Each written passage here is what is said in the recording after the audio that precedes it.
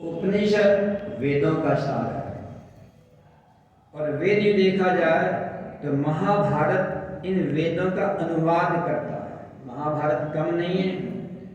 महाभारत तो वो महासागर है ज्ञान का, जो वेद समझ में नहीं आते थे तो भगवान वेद व्यास जी की आपने अभी पूजा की, भगवती सरस्वती की पूजा की, गणेश भगवान की पूजा की और गीता जयंती के समय पर यहाँ पर अखंड पाठ भी चलता रहता, तो कितनी बार पुनरावर्तन होगा। इस पाठ की महिमा क्या है, हम वहाँ आपको ले जाना चाहेंगे। तो गीता भगवती का जन्म कैसे होता है, इस विषय पर आपको थोड़ा विचार चिंतन करना पड़ेगा।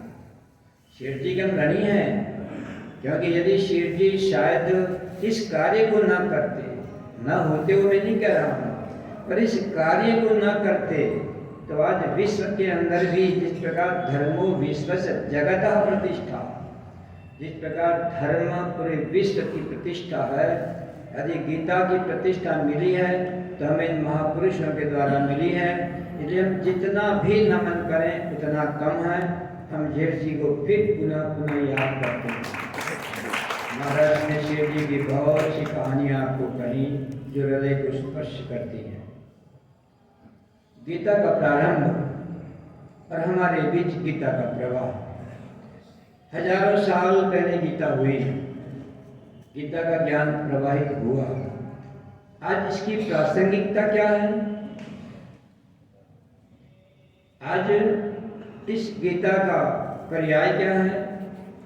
यदि वो हमको समझ में नहीं आया तो केवल पाठ करने मात्र से अहित तो नहीं होगा, किंतु जो गीता भगवती में देना चाहती है उसे अधूरे रह सकते हैं। हम नहीं चाहते कि गीता हमारी समझ में ना आए। गीता हमारी समस्याओं का समाधान करती है, वो तो पक्का। कोई भी आप समस्या लेकर जाइए, गीता के हर श्लोक आपका समाधान करेंगे। तो वेद हमने तो पढ़े भी नहीं है, बहुत देखे भी नहीं होंगे। तो जो वेद नहीं देखे हैं वो व्यक्ति भगवान के शब्द के ऊपर विचार करके ये उपनिषदों का सार है, अर्थात वेदों का सार है। और याद रखिएगा, गीता भगवती की पिता कहो माता कहो, ये महाभारत है। ये महाभारत के महासागर में से गीता भगवती का जन्म हुआ है। तो जो जन्म देने वाले यदि कोई महाभारत को पढ़ ले तो मैं कहता हूँ जीवन की सारी समस्याओं का समाधान हो जाए। गीता भगवती वहीं से प्रादुर्भूत हुई है। उपनिषद पढ़ना है, ब्रह्मा विद्या जिसको ब्रह्म विद्या बोलते हैं। हर एक अध्याय के नीचे लिखा होता है कि 30 श्रीमद् भगवद गीता सुपनिषत्सु, उपनिषदों का परम सार गीता में है। गीता सामान्य ग्रंथ नहीं है, ध्यान रखना, तभी तो उसको उतनी प्रतिष्ठा मिली। अभी महाराज जी बताए कितना अनुवाद हुआ, कितने लोगों ने उसका भाषांतरण किया अपनी अपनी भाषा में, अपने अपने प्रदेश को गीता देने के लिए इन्होंने अपनी अपनी भाषा में उसका भाषांतरण किया, ताकि घर घर जन जन तक गीता का प्रवेश हो और व्यक्ति गीता के इन रहस्यों को समझकर जीवन को बदल सके, जीवन को हल्का फुल्का कर सके। वैसे तो पूरी गीता का अंतिम सार है अनासक्त भाव से करना, जिसको कर्मयोग बोलते हैं। महाराज ने बताया ना कि ज्ञान और यहाँ भक्ति, कि तो भक्ति भी कर्म में उतरती है, ज्ञान भी कर्म में उतरता है। इसका अर्थ क्या होता है?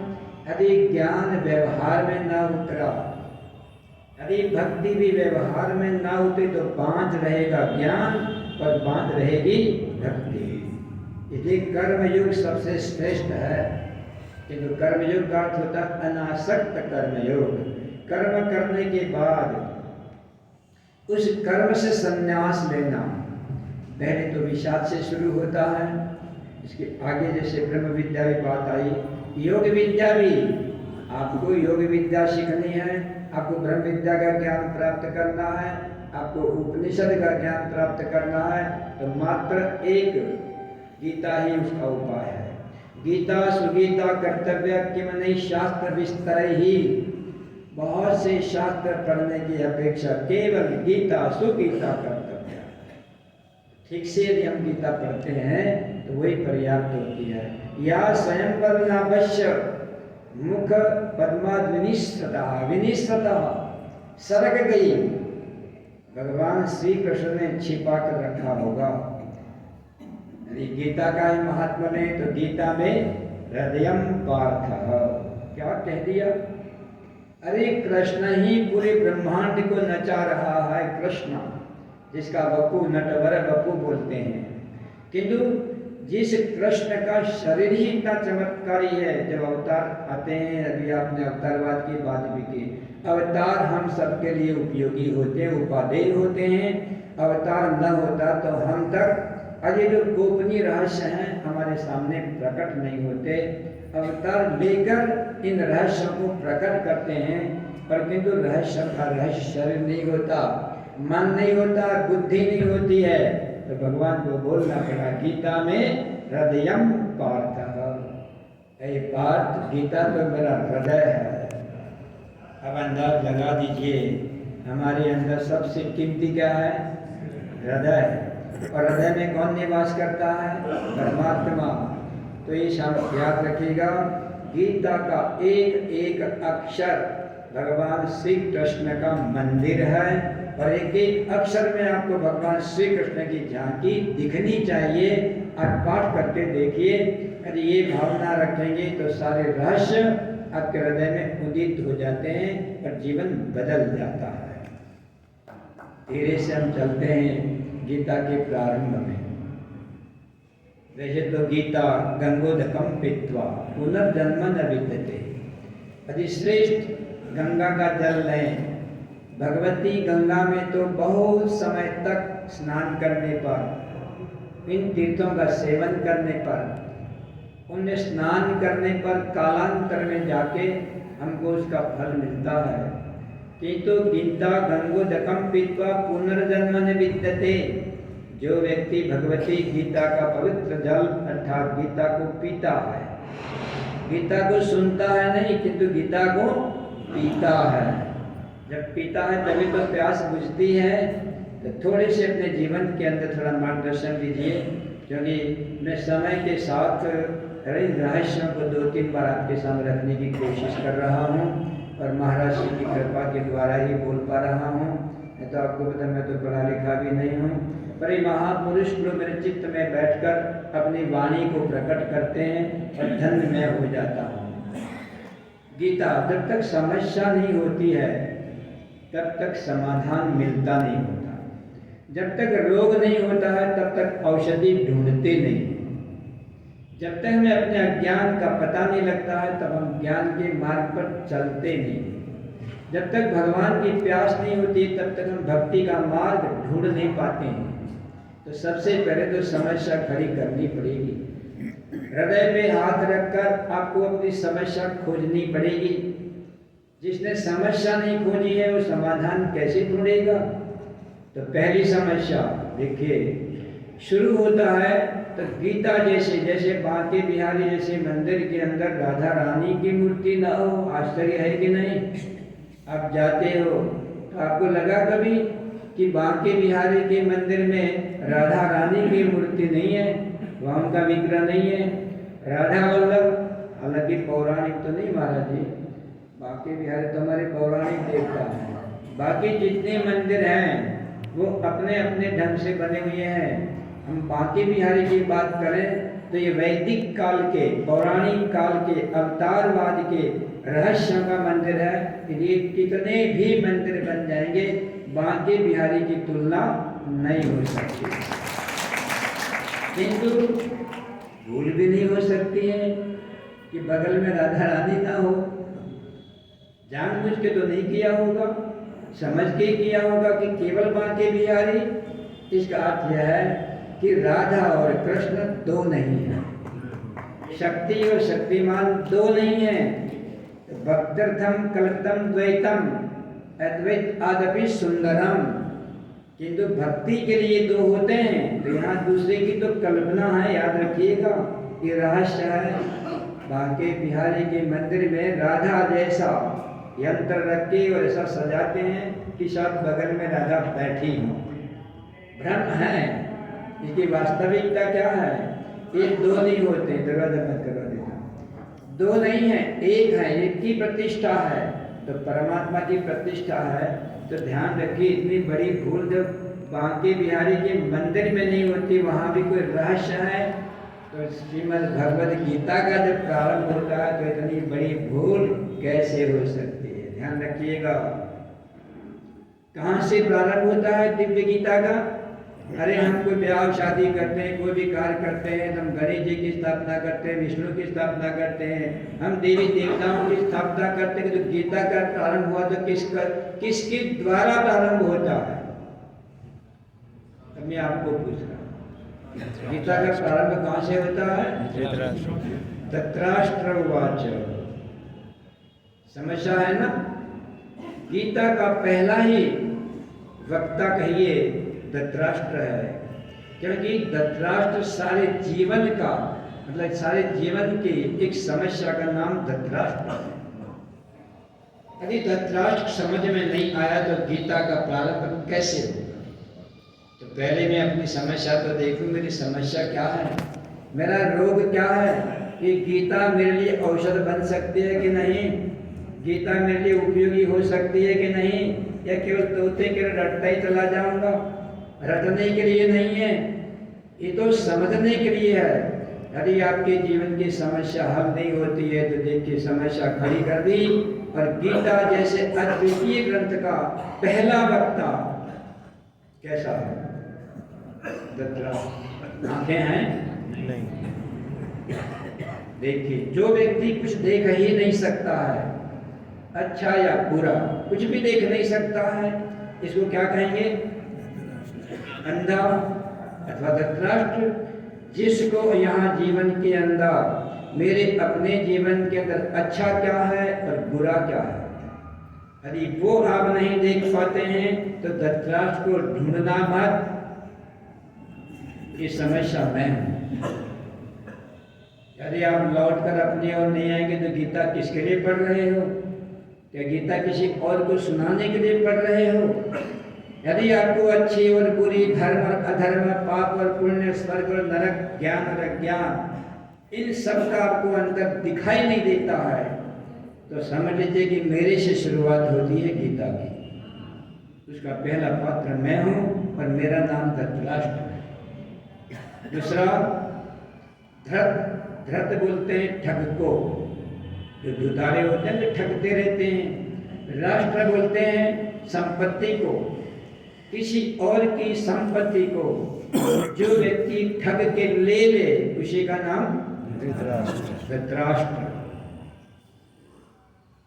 थोड़ा सावधानी से सुनना, क्योंकि मैं तो रहस्य के बिना कोई बात उठाता भी नहीं हूँ। यदि किसी की संपत्ति हमने अपनी मान ली, उसका नाम जोर से बोलिए, मजा आ ये ऐसे अच्छे बच्चे हैं, कोई जगाओ तो तुरंत जागते। इतनी बड़ी बात है, न जगाओ तो भले एक झपका, जगाओ तो एकदम जागृतम उत्तिष्ठतम अग्नितम इच्छति भारता। वेद आपके पास खड़ा है, अरे उठ जाओ, जाग जाओ और भगवान सूर्य का, भगवान कृष्ण का, भगवान राम का, भगवती गीता और रामायण का अनुसरण करो। स्वस्ति बंधम, आप श्रेष्ठ उस गीता के ज्ञान का अनुसरण करो। तो पहले ढूंढो समस्या मैं हूं कि नहीं, ये गीता मेरे लिए बनी है या महात्माओं के लिए बनी है? फिर महात्माओं के लिए बनी है, धृतराष्ट्र कौन है? फिर मैं और महाराज जी।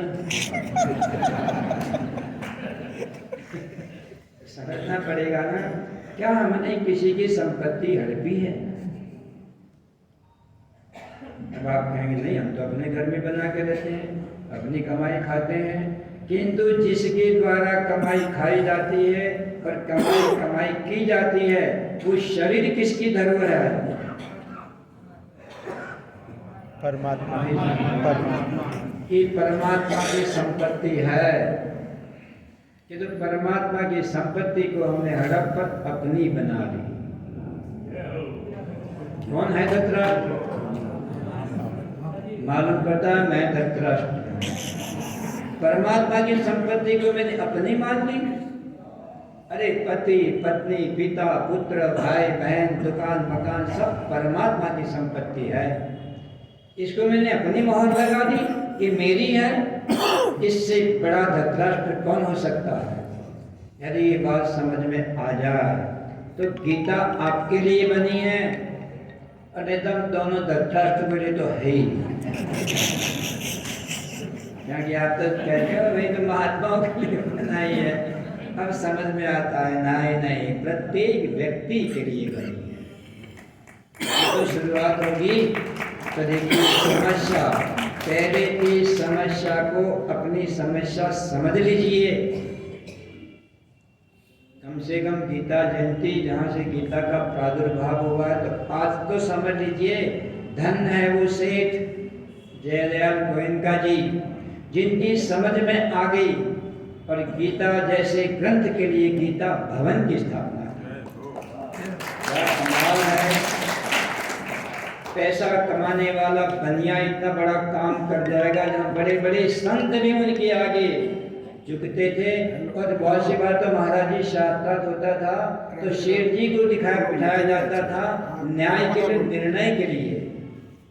अरे बड़े बड़े पंडित विद्वान लोग और ब्राह्मण लोग वेदज्ञ लोग जब साक्षात करते थे तो बनिया उनका समाधान करता था। इसको आप बनिया कहेंगे, उसको कहे बन गया। बन गया से समझता है। असली बनिया कौन है?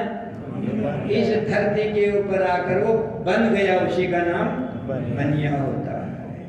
तो पहली समस्या ढूंढ लीजिए कि हाँ कहीं न कहीं मैं भी धृतराष्ट्र हूँ। तभी तो गीता आपके काम की है। यदि मान लो मेरा रोग ही समझ में नहीं आएगा तो दवाई कौन सी खाऊंगा? तो पहले अपने रोग को पहचान लो। आगे बढ़ते हैं। धृतराष्ट्र जब बोलता है तो वहीं से ध्यान देना, शस्त्रों से भी युद्ध होता है और बिना शस्त्रों से मानसिक युद्ध भी होता है जिसमें हथियार नहीं होते। मैं समय के साथ चल रहा हूँ क्योंकि गीता जयंती और गीता के ऊपर बोलना कोई सामान्य बात नहीं है। कि तो कितने दयालु हैं कि उनको किसी कारण से विलंब से भी आए और देखिए 5-7 मिनट पहले उन्होंने मुझे दे दिया। ये उनकी उदारता है। गीता को समझने के लिए तो बरसों निकल जाते हैं और हमें 1 घंटे के अंदर सार रखना होता है। तो पहले तो गीता किसके लिए है? अपनी समस्या आप समझ लीजिए। मेरे लिए बनी है। अगर मेरे लिए बनी है तो जिसका है इसका बिना युद्ध के लौटा दो। देखिए धृतराष्ट्र पक्का किसको बोलते हैं? उसकी औलाद भी ऐसी होती है। बीच में थोड़ा क्षेपक लेता हूं। युधिष्ठिर के ऊपर भी प्रभाव पड़ा था। धृतराष्ट्र ने मानसिकता से कि कोई तलवार न चलाओ, कोई युद्ध न करो और इन पांडवों को जीत लो। क्या बुद्धि होगी? आप क्या सोचते हैं? धृतराष्ट्र मूर्ख था, भले अंधा था, किंतु अंदर से बहुत बुद्धि थी। ये सारे शास्त्रों का सार लेकर संजय को चुनता है और जाओ और इन पांडवों को समझाओ कि तुम धर्मात्मा हो, तुम देवपुत्र हो। 12-12 साल तक जंगल में रहते हुए तुम्हारे ऊपर जंगल की संस्कृति छा गई है। लौट कर आओगे, तुम धर्मात्मा हो, बदनाम हो जाओगे। और युद्ध करने के बाद के परिणाम क्या होते हैं? ये कौन बोलता है? अर्जुन नहीं, धृतराष्ट्र के द्वारा संजय का दिया उपदेश के वही अर्जुन बोलता है। देखिए कहाँ मानसिक रोग लगता है, कैसा लगता है। बोलता कौन है? सुनाता कौन है? और मुंह से प्रकट किसके होता है? अर्जुन प्रकट करता है। अधर्माभिवाद कृष्ण प्रदुष्यन्ति कुलस्त्रियः स्त्रीषु दुष्टासु वाष्णेय जायते वर्णशंकर आदि जो बोलने लगता है। तो देखिए जब अर्जुन ने सुना है तो अर्जुन की पांव कांपने लग जाते हैं। आता है सिदन्ति मम गात्राणि वेपतुष्ट शरीरे रोम हर्षच जायते। अरे इन सबको देखकर वो संजय की बात जो धृतराष्ट्र के द्वारा कही गई है, आप अपने मन को थाम के रखना। शरीर की अपेक्षा मन बहुत मजबूत होता है। यदि मन से गिर गए, मन दुर्बल हो गया, मन से हार गया, तो जीवन में जीतने की आशा मत करना। चाहे व्यापार हो, चाहे पढ़ाई लिखाई हो, चाहे घर गृहस्थी हो, चाहे कोई भी मार्ग हो, आपका मन संकल्पवान होना चाहिए। धृतराष्ट्र ने मन से लड़ाई की है, जाओ समझा दो। जब समझ में आ गई तो युधिष्ठिर भी प्रभाव पड़ा। युधिष्ठिर ने भगवान से कहा, प्रभु युद्ध तो बहुत अनिष्ट करता है, बड़ा विघटनकारी है, युद्ध ना हो इसके लिए कोई उपाय किया जा सकता है? तो भगवान ने कहा करो। भगवान तो भगवान है, कहते आप ही उसका समाधान कर सकते हो। ध्यान देना, छीनी हुई संपत्ति को समाधान करने के लिए युधिष्ठिर जैसा धर्मराज का अवतार है, किंतु उसके ऊपर भी धृतराष्ट्र का बुद्धि काम कर गई और युद्ध का विचार छोड़ देता है। महाराज जाओ, शांति दूत बन के जाओ। और शांति दूत भी क्या चुनते हैं? किसको चुना? भगवान श्री कृष्ण को, जाओ तुम शांति स्थापित करके आओ, युद्ध ना हो। अंत में यदि वो राजी ना हो, केवल 5 गांव मांग के आना, पर युद्ध लेकर मत आना। बीच में एक बात और कह देता हूं, ध्यान रखना। जैसे शांति दूत बनकर मेरे प्रभु जब जाने लगे हैं, तो द्रौपदी सामने खड़ी हो जाती है।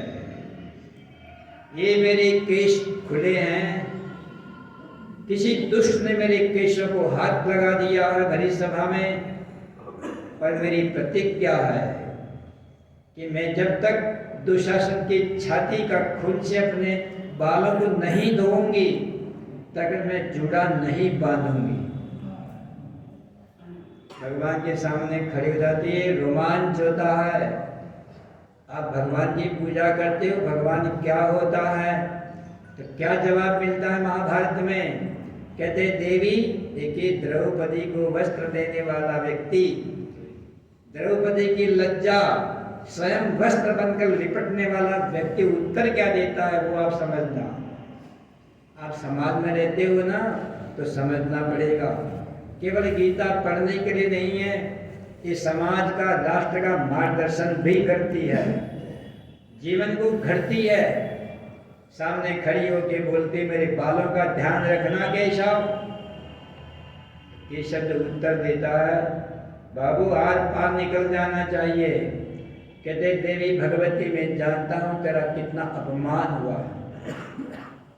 एक तो तू यज्ञ में से पैदा हुई, याज्ञ सेनी तेरा नाम है, तू अग्निपुत्री है, मैं जानता हूं तू पवित्र है। उस समय पर मैं वस्त्र बनकर तो लिपट के तेरी लाज रखी, आज तो सामने खड़ी होती है, मैं शांति दूत बन के जा रहा हूं। देखो क्या जवाब दिया, हृदय में उतार लेना। व्यक्तिगत प्रतिज्ञाओं का उतना महत्व नहीं है जितने राष्ट्र निर्माण की बात आती है। तो व्यक्तिगत जो तुमने प्रतिज्ञा की है, इसको छोड़ दीजिए। तो आप देखते हो आजकल का राष्ट्र और राष्ट्र नेताएं अपने बच्चों के लिए, अपनी पत्नी के लिए, अपने आप के लिए ये गीता पढ़ सकते हैं, उनको अधिकार है। अरे गीता शब्द इनके मुंह से निकलना ही अपराध है, वो समझते ही नहीं है कितनी बड़ी बात है। कहते हैं व्यक्तिगत, यदि व्यक्तिगत अपमान हुआ है, उसका बदला युद्ध से मत लेना। तुमसे श्रेष्ठ व्यक्ति से श्रेष्ठ समाज है, समाज से श्रेष्ठ अपना राज्य है, राज्य से श्रेष्ठ आपका देश है, और देश से श्रेष्ठ आपका विश्व है, पर विश्व से श्रेष्ठ ब्रह्मांडाधिपति भगवान श्री कृष्ण है। यदि वहां बात जाती तो छोड़ दे जाओ, छूट के जाओ, किंतु हम इतने अहंकारी हैं, इतने अभिमानी हैं।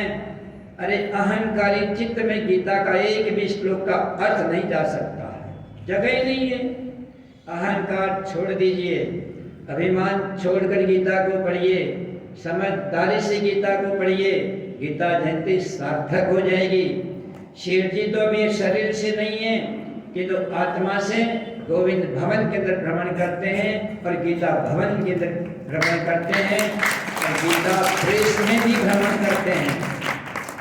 ठीक है, आते आते गंगोत्री का जल जब ऋषिकेश और हरिद्वार के बाद जब उतरता जाता है तो गंदा मटमैला होता जाता है, गंगोत्री में निर्मल होता है। शेर जी जब थे तो गीता भवन में निंदा नहीं कर रहा हूँ, गीता भवन गोविंद भवन आदि जो भी कहो, गंगोत्री की तरह पूरे विश्व की प्रतिष्ठा थी और भारत की प्रतिष्ठा सर्वोच्च थी। धीरे धीरे धीरे धीरे धीरे उतरते उतरते उतरते, अरे इसमें गंदगी मत फैलने दो, तुम्हारा कर्तव्य है, इसको हुगली नदी मत बना दो। हुगली में स्नान करने का आचमन करने का भी मन नहीं होता है, क्योंकि न जाने कितने पनाले मिल गए और हमारी पवित्र गंगा अपवित्र से लगने लगी। एक इशारा किया है, इस इशारे को कोई समझता है बेड़ा पार होता है। जब आगे द्रौपदी को समझा के निकले तो भीम खड़ा हो गया।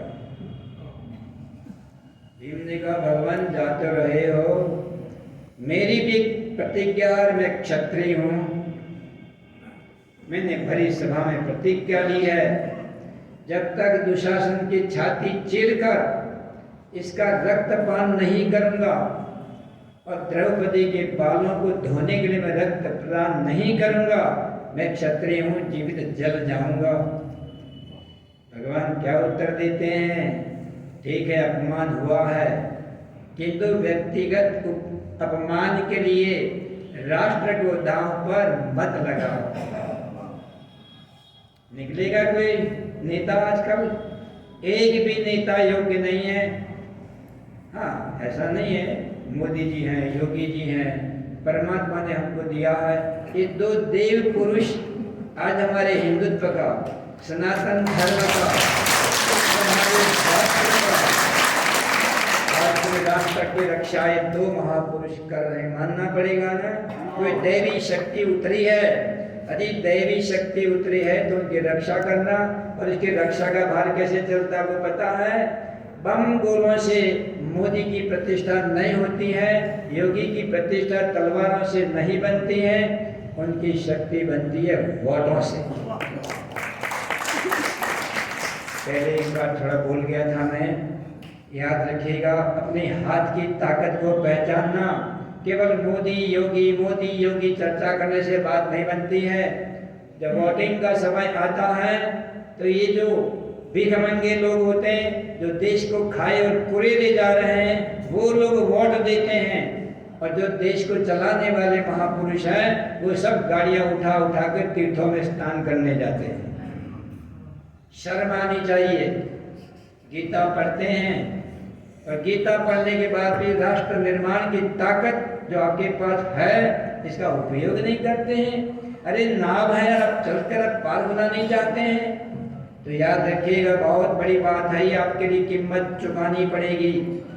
यदि आपने कीमत नहीं चुकाई तो आपको भोगना भी पड़ेगा। चारों तरफ आतंकवाद फैला हुआ है, जैसे महाभारत के अंदर भी, गीता के अंदर भी आतताई छाए हुए हैं। कहीं गए हैं क्या? और कहां से आए हैं? अपने हैं, अपने।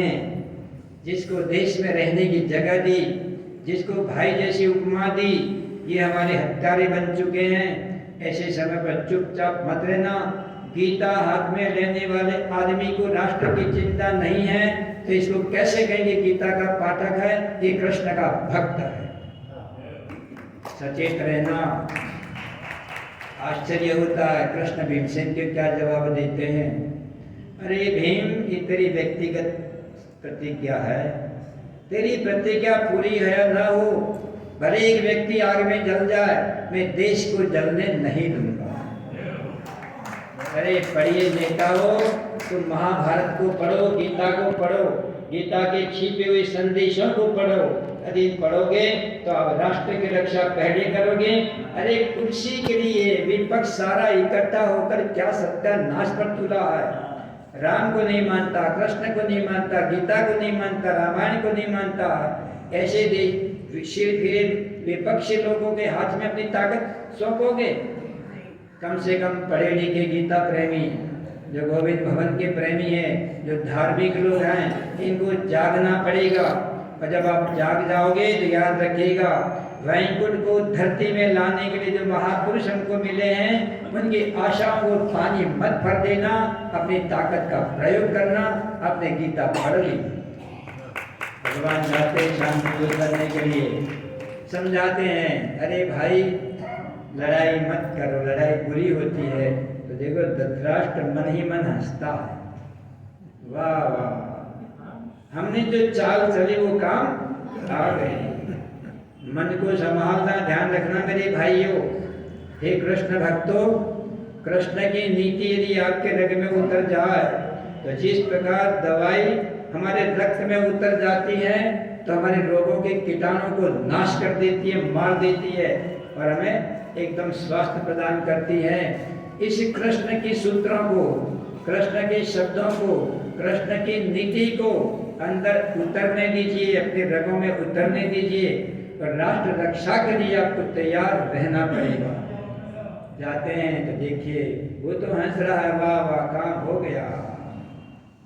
ये युद्ध करना नहीं चाहते हैं ना, ना युद्ध नहीं करना चाहते। प्रभाव किसका है? धृतराष्ट्र का। संजय के द्वारा महाभारत पढ़ते हो ना, तो एक संजयान पर्व आता है, संजयान पर्व पढ़ लेना।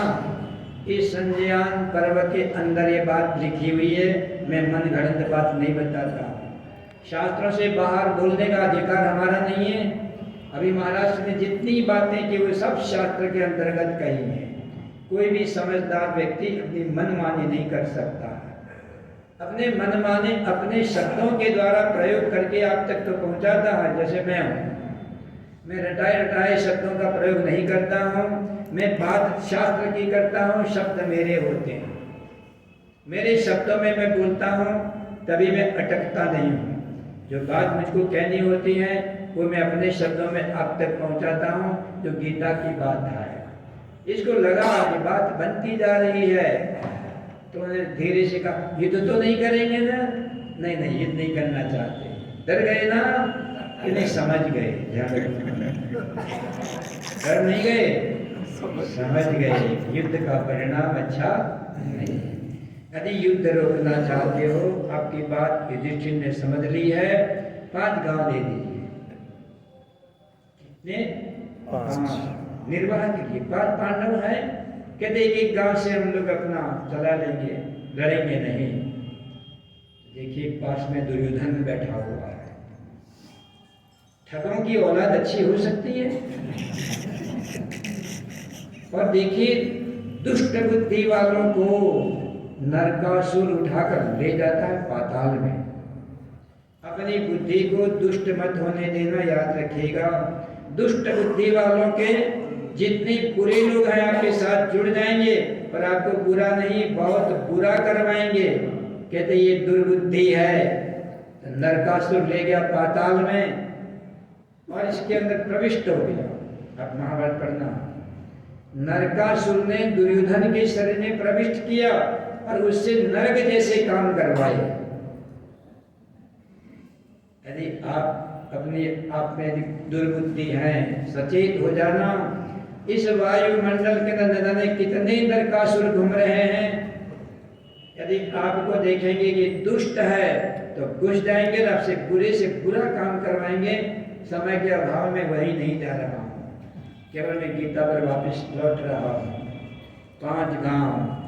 दुर्योधन क्या बोलता है? एक शब्द है आगे जरा समझने वाला, बिना युद्ध के। ये याद रखना, रहस्य है बाबू। कहते बिना युद्ध के मैं एक सुई की नोक जितनी जमीन भी इन लोगों को नहीं दूंगा। तो बोलिए युद्ध किसने मांगा? तो पहले बोल रहा है बिना युद्ध के, ये स्पष्ट लिखा है, बिना युद्ध के मैं एक सुई की नोक जितनी जमीन भी नहीं दूंगा। तो याद रखिए नरकासुर होते हुए भी समझता है संपत्ति तो तुम्हारी है। बहुत ध्यान से सुनना। हमारे बहुत से हमारे देश की माता के टुकड़े कर दिए गए। आपको याद हो तो कहीं से हाथ काट दिए हैं, कहीं से पांव काट दिए हैं। अंग्रेजों की नीति से हमारे भारत माता के कई टुकड़े कर दिए गए हैं और अभी भी कई टुकड़े करने के लिए हाथ में तलवार लेकर खड़े हैं, सावधान हो जाना।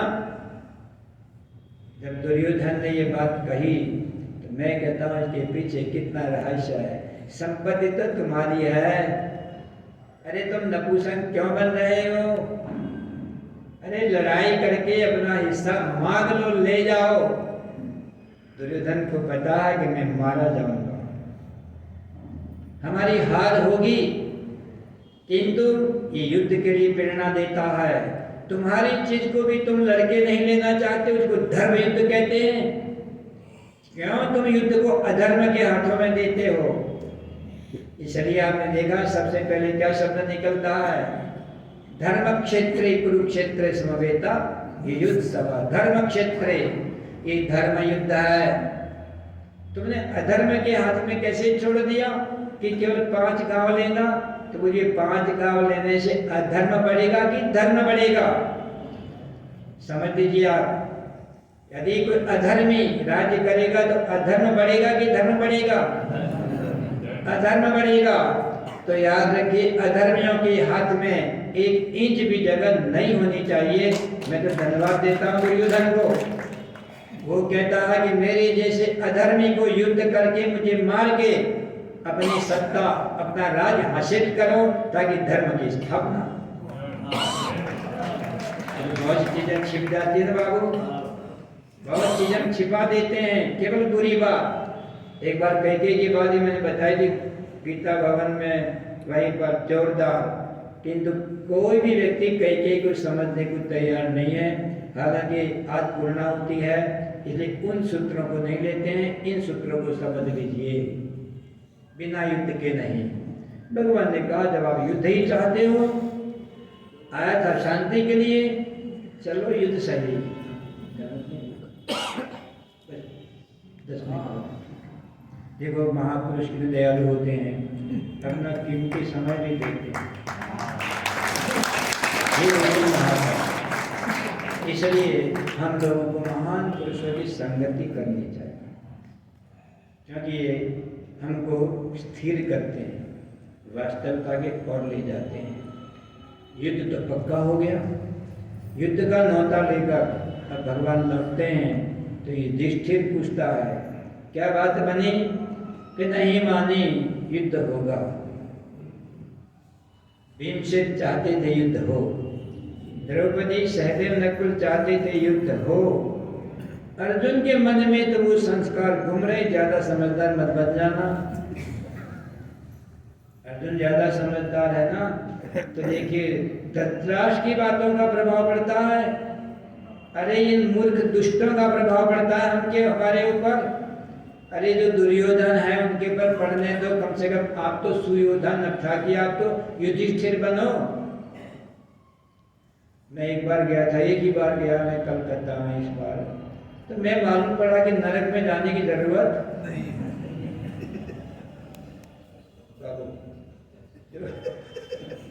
जहाँ से जहाँ देखो नरक, जहाँ देखो नरक, गंदगी के ढेर लगे। कलकत्ता में मारवाड़ी लोगों के बाहुल्यता और चलाने वाले कलकत्ता में मारवाड़ी लोग हैं, और ये कलकत्ता नरक बनता जा रहा है। उधर ज्यादा नहीं इशारा कर देता हूँ, कलकत्ता को और बंगाल को नरक बनने से बचाओ, आपके पास ताकत है। इन मूर्खों पे प्रभाव पड़ जाता है मत का। गीता का प्रभाव आप पर क्यों नहीं पड़ता है? क्यों डरते हो? मौत 2 बार नहीं आती, आती हो तो बच जाते, चलो दोबारा मर लेंगे। मौत तो जीवन में एक बार आती है, लगाओ दांव पे। राष्ट्र निर्माण के लिए एक बार नहीं 1000 बार मरना पड़ेगा तो हम मरेंगे। तो राष्ट्र बनता है। अर्जुन के ऊपर प्रभाव तो पड़ गया, किंतु बोला नहीं। जब नहीं बोला, धीरे धीरे धीरे धीरे सब इकट्ठे हुए। और ध्यान देना, केवल 15 मिनट के अंदर मेरे को गीता को समेट दिया है, तो कितना दौड़ना पड़ेगा। ये तो अधूरा नहीं छोड़ रहा हूँ, समझा समझा के शब्दों का चयन करके आप तक पहुँचाता हूँ। युद्ध की बात बनी, इधर 11 इधर 7 अक्षौणी सेना लद गई। एकदम आमने सामने युद्ध की तैयारियां हैं। और उस समय पर अर्जुन के मन में एक भाव आता है, मुझे किस किस के बीच युद्ध करना पड़ेगा। देखिएगा ना, भगवान तो आप जानते हैं सारथी हैं कि जो तू कहेगा वो मैं करूंगा। दोनों सेनाओं के बीच में जब खड़ा कर देते हैं तब याद रखना, आप पक्ष में खड़े होंगे तो भी आप न्याय नहीं कर पाओगे, केवल विपक्ष में खड़े हो जाओगे तब भी न्याय नहीं कर पाओगे। राष्ट्र भक्त बनना है तो दोनों पक्षों को छोड़कर बीच में खड़े हो जाएंगे, न्याय तो तभी होगा। सेनयोरुभयोर मध्यस्थं स्थापयेमुच्यतः, हे अच्युत दोनों सेनाओं के बीच में आप खड़ा कर दे। मैं देखूं क्या देखा, ध्यान देना। जिसके बगल में कृष्ण हो, जो महाभारत जैसे महासागर में एक तैरती हुई नौका आ रही हो, चमचमाती हुई, और जब नौका और नजीक आती जा रही है, गीता रूपी नौका, और इसके अंदर देखते हैं कि दिव्य रथ चमचमा रहा है, और चमचमाते रथ के आगे मेरे भगवान श्री कृष्ण घोड़ों की बागडोर लेकर, मेरे जीवन रथ की बागडोर जिनके हाथ में हो ये बैठा है, और पीछे मुंह लटकाया हुआ अर्जुन बैठा है। पहला अध्याय क्या है? मुंह लटक गया। हमारा भी दिन में 100 बार मुंह लटक जाता और गीता भी पढ़ते जाते, विषाद योग बन सकता है। अभी आपने सुना, अरे जो ज्ञानी भक्त होता है, सभी भक्त होते हैं, जो ज्ञानी भक्त मेरा प्रिय भक्त होता है। अच्छा, इन चारों को उदार भक्त की संज्ञा क्यों दी महाराज ने बोला? कहते हैं इसलिए क्योंकि ये अन्न से नहीं, अरे धन चाहिए तो भगवान को बोलेंगे, रक्षा चाहिए तो भगवान के पास जाएंगे, भगवान के अतिरिक्त तो किसी के पास न जाए तो भगवान का प्रिय भक्त होता है। उदारा, जैसे मेरे उदार भक्त हैं, क्या भगवान है, ऐसा भगवान न धरती में हुआ है पर न होगा। ऐसा क्रांतिकारी भगवान श्री कृष्ण की इस क्रांतिदर्शिता गीता को जो नहीं समझ सकता है, तो मैं ये नहीं कहूँगा पाठ मत करो, किंतु पाठ करते करते उसके जो रहस्य हैं इनको भी समझने का प्रयास करो। यदि इनके रहस्य आप तक नहीं पहुंचेंगे तो गीता पढ़ते रहो तोते की तरह, तोता भी टें करता रहता है, आप भी मैं करते रहो, बात पढ़ते रहो। इसको मैं पूरा नहीं मानता। समझो क्या कहना चाहते हैं, गीता के संदेश क्या होते हैं मनुष्य के लिए, राष्ट्र के लिए। जब आगे बढ़ते हैं ध्यान रखिएगा, जब उस चमचमाते रथ के अंदर से जब दोनों सेनाओं के बीच में आके निरीक्षण करता है तो याद रखिएगा मेरे भक्तों, हे कृष्ण भक्तों, गीता गायकों, अर्जुन क्या देखता है और हमको क्या देखना चाहिए, भेद नहीं करोगे। अर्जुन ने क्या देखा? जो धृतराष्ट्र ने संजय के द्वारा कहा था, तेरे पिता, पितामह, दादा, परदादा, गुरु, गुरु भाई, मामा, फूफा, चाचा, भाई, भतीजे, ये सब तेरे को दिखा देगा, सबको मार देगा। इनको मार के पाप की सिवा कुछ नहीं लगना है। ये तो भगवान तो क्या सूत्र देते हैं, नैवं पापम वापससी, उठ खड़ा हो, क्लेशम मास मगमः पार्थ, नहीं तत्वै प्रबद्धते, क्षुद्रं हृदय दौर्बल्यम प्रत्यक्तोत्तिष्ठ, परंतप खड़ा हो, युद्ध का। अरे भगवान जैसा बोल रहा हो, भगवान की गीता हमारे हाथ में हो, जिस देश में गीता हम पढ़ता हो, जिस देश का सबसे बड़ा भगवान कृष्ण हो, इस देश की दुर्दशा हो सकती है कि सच में हमने गीता नहीं पढ़ी, नहीं समझी। तो भगवान क्या बोलते देखा, और देखने का प्रभाव पड़ा, किसका प्रभाव पड़ा ध्यान रखना, कृष्ण का प्रभाव नहीं पड़ा, धृतराष्ट्र का प्रभाव पड़ा है। देखिए मन के ऊपर गहरे गहरे नत्थु गहरों की बातें मत मान लेना। बैठना पड़े तो ऐसे महापुरुषों के पास बैठो जो तुम्हारे मस्तिष्क को धो सकते हैं, जो तुम्हारे मन को दुर्बल कर दें, तुम्हारी मानसिक शक्ति को इतनी कमजोर कर दें कि तुम उठ भी नहीं सकते। मेरे पास वो ताकत है, मैं तुमको अभी एक पथारी में लिटा सकता हूँ। यदि मैं मानसिक तुमको गिराना शुरू कर दूं तो तुम्हारी छाती धड़कने लगेगी, तुम उठ भी नहीं सकते हो। ये हमारा मन होता है। और यदि मन के अंदर आत्मिक शक्ति भर दी तो देखिए आपकी मानसिक शक्ति, आपकी काम शक्ति जब आत्म शक्ति बनती है, इन महापुरुषों के विचारों से बनती है, उनके उपदेश से बनती है। जब कहते हैं तेरे को तेरा मामा, चाचा, फूफा, भाई, भतीजा, दादा, दादी तो सब दिखाई देते हैं, अरे तेरे पास खड़ा हूं मैं, क्यों नहीं दिखाई देता हूं? अब तो समझ में क्या होगा। आपको सब कुछ करते समय आपको बहुत निर्बल आते, महाराज हम आ नहीं पाते हैं। तो मैंने कहा जब तो भगवद गीता सुनने नहीं आता, सत्संग सुनने नहीं आता है, तो रहता कहाँ है? अरे वो घर का काम आ गया, आज पत्नी ने ये काम बता दिया, बेटे को ये काम था, तो बस जीत बन गया।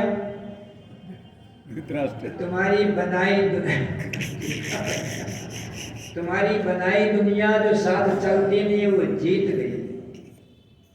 कहते उसका प्रभाव तेरे ऊपर पड़ता है, मैं तेरे बगल में खड़ा हूँ, तेरे पास खड़ा हूँ, मेरा प्रभाव क्यों नहीं पड़ता? तू मुझको क्यों नहीं देखता है? तेरे को दादा तो दिखाई देता है, पर दादा कहाँ खड़ा है वो नहीं दिखाई देता। याद रखिएगा। पूरा का पूरा गीता पलट गई तो ध्यान है ना, मैं थोड़ा दौड़ रहा हूँ क्योंकि घड़ी मेरे लिए रुकेगी नहीं। जब घड़ी नहीं रुकेगी तो मैं कैसे रुकूंगा? किंतु जो मूल आशय है वो मुझे आप तक पहुंचाना है। 10 मिनट के अंदर अंदर जाग जाना। अरे जरा भी झोंका आ गया, जरा भी घर याद आ गया कि दिव्य चीजें तुम्हारे मस्तिष्क से सरक जाएंगी।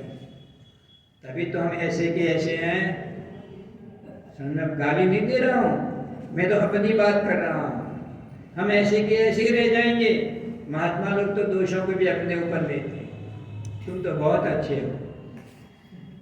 भगवान कहते हैं कि तेरे को ये सब दिखाई देते हैं, ये मैं थोड़ा कम कर रहा हूँ। अरे ये सब दिखाई देते हैं, ये कहाँ खड़े हैं वो नहीं दिखाई देता। और मैं किस लिए धरती पर आया हूँ? आप बोलिए, यदा यदा धर्मस्य ग्लानिर्भवति भारत। अरे जब जब अधर्म की वृद्धि होती है, धर्म की हानि होती है, संत महापुरुषों को सताए जाते हैं, ऐसे समय पर मैं साधु पुरुषों की रक्षा करने के लिए, इन दुष्टों का विनाश करने के लिए, धर्म की स्थापना करने के लिए मेरा जन्म होता है, मेरा अवतार होता है। इसको याद कर। क्या भगवान की वाणी है। ऐसी गीता जल्दी से उतर गीता के अर्थ हमारे भीतर न बैठे। हम मन से इतना मर चुके हैं। आपके भीतर आत्मशक्ति का बल नहीं रहा, जबकि आत्मशक्ति सबसे श्रेष्ठ है। इंद्रियों की काम शक्ति आपको दबा के बैठ गई है। नौकर आपका घर चलाने लग गए हैं। आप इनको नौकर पे आप मालिक बना चुके हैं। ये तो हमारे नौकर हैं, इनसे काम लेना सीखो। मालिक तो आप हैं, अपनी इंद्रियों के मालिक आप हैं। तो ध्यान रखिएगा, भगवान ने दृष्टि बदली। क्या दृष्टि बदली है? ये सब तुझे दिखाई देते हैं, अधर्म में खड़े हैं वो तुझे नहीं दिखाई देते हैं। ये किस लिए खड़े हैं? अब ध्यान देना। देखने में तो धर्मात्मा लगते हैं, जैसे हम लोग देखने में धर्मात्मा लगते हैं, किंतु दुनिया की माया हम ही बटोरते हैं। आपके तो 2-4 बच्चे हैं ना, और हमारे तो लाइन ही नहीं है। बहुत से महात्मा को याद भी नहीं है कितने बच्चे हैं। कुछ चेला चेली बनाते उनकी बात कर रहा, ये नहीं कि ना बना, किंतु याद तो रखो। कौन कौन से मंत्र दिए थे वो भी तो याद रखो। और मंत्र देने के पहले मंत्र को सिद्ध करो, ताकि उसके कान में जाके प्रभाव डाले, इसका जीवन बदल दे। किंतु हम तो फूंक पे फूंक, अब फूंक लगते कि थूक लगता है वो तो आप जाने। किंतु याद रखिएगा, भगवान की बात समझनी पड़ेगी। गीता पढ़ने के बाद जीवन बदलना पड़ेगा, दृष्टि बदलेगी, हम कायर नहीं बनेंगे। तो भगवान को कहते हैं ये अधर्म में खड़े हैं, दिखते धर्मात्मा है। देश में पिता में जैसा कोई धर्मात्मा मिलेगा? युद्ध के बाद ध्यान करते हैं माधव का। महाराज जी, विष्णु पितामह युद्ध के बाद में माधव का ध्यान करते हैं, सब छोड़कर ध्यान माधव का तुरंत करते हैं। पर युद्ध तुम्हारा समझने वाली बात है बेटा। बाहर से हम कितने भी तिल्ला तक लगा के कितने साधु बनने का ढंग करें, खड़े कहाँ हैं? यदि अधर्म के पक्ष में खड़े हो तो भगवान कहते भले ही तेरा दादा हो, भीष्म पितामह ने तेरे गोद में खिलाया है, तेरे को लाड दुलार किए हैं, प्यार दिया है, ममता मत पैदा कर। ये खड़ा है अधर्म में, इसको नहीं, अधर्म को मारने के लिए उस अधर्मी को मारना पड़ेगा। गीता पढ़ने के बाद तुमको अधर्मी पे दया आएगी।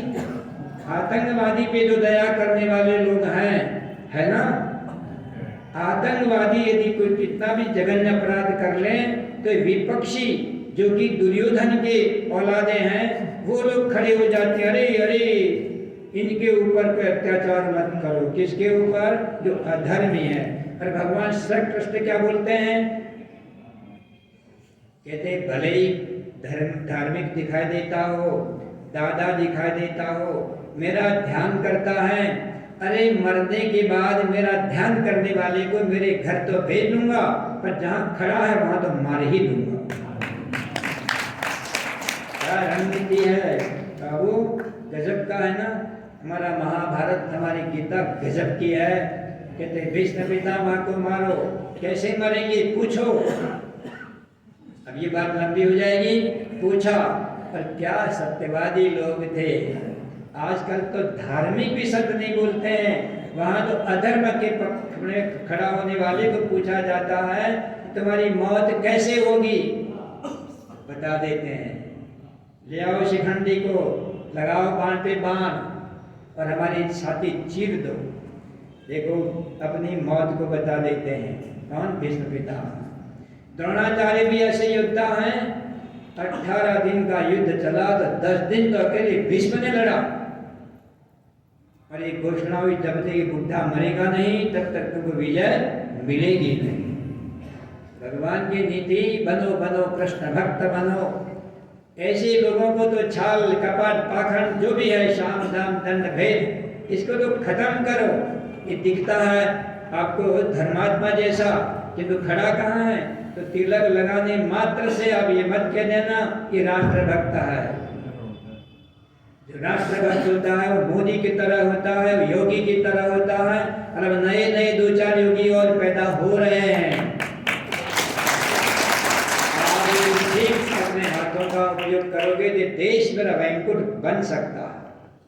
आप वैंकुट बनाने में सहयोग करिए, अन्यथा यदि वो शीर फिरौने हमारी बड़ी बड़ी नालंदा, विक्रमादित्य आदि जो बड़ी बड़े जो हमारे शिक्षा के केंद्र थे, आग लगाकर तोड़ फोड़ कर करके और मटिया मैट कर दिया, हमें गीता पढ़ने देंगे? हमें मंदिर बनने देंगे? तो याद रखिएगा, आप अंदर से उन लोगों की नीतियां अलग है। हिंदू विचार अंदर से दयालु है, किंतु दया ऐसे मत करना। अरे दया आप सांप के ऊपर करोगे, सांप और बिच्छू से आप दोस्ती करोगे तो काट खाएंगे।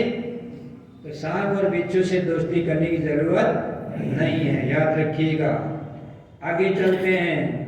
जब भगवान ने कहा उनको मारो, और द्रोणाचार्य जो है, देखिए 18 दिन के युद्ध के अंदर 10 दिन का युद्ध केवल भीष्म पितामह ने लड़ा है। 5 दिन द्रोणाचार्य ने लड़ा है, 2 दिन कर्ण ने लड़ा है, और बाकी दुर्योधन आदि अटल पटल जितने 18 दिन का युद्ध में सारा भगवान ने स्वाहा करा दिया। एक द्रोणाचार्य नहीं मरेगा तब तक विजय नहीं मिलेगी। वो कैसे मरेगा? कहते उसका पुत्र मोह, ध्यान रखना, धृतराष्ट्र को भी पुत्र मोह ने ही विवश कर दिया। ऐसे द्रोणाचार्य को भी पुत्र मोह, अश्वत्थामे में बहुत ही मोह था। कोई झूठ मूठ बोल दे कि तुम्हारा पुत्र अश्वत्थामा मारा गया, वो मर जाएगा। बहुत से कंजूसों को नहीं मारो, इनके धन को छीन लो, अब क्या वो जो नियम है, वैसे देखा होगा, वो जो प्रेम करते हैं ना, वो पूरा हो गया, समय पूरा हो गया और मैं समय का अतिक्रमण नहीं करता हूँ। तो याद रखिएगा, द्रोणाचार्य को भी छल कपट करके और भगवान ने उनको भी मरवा दिया।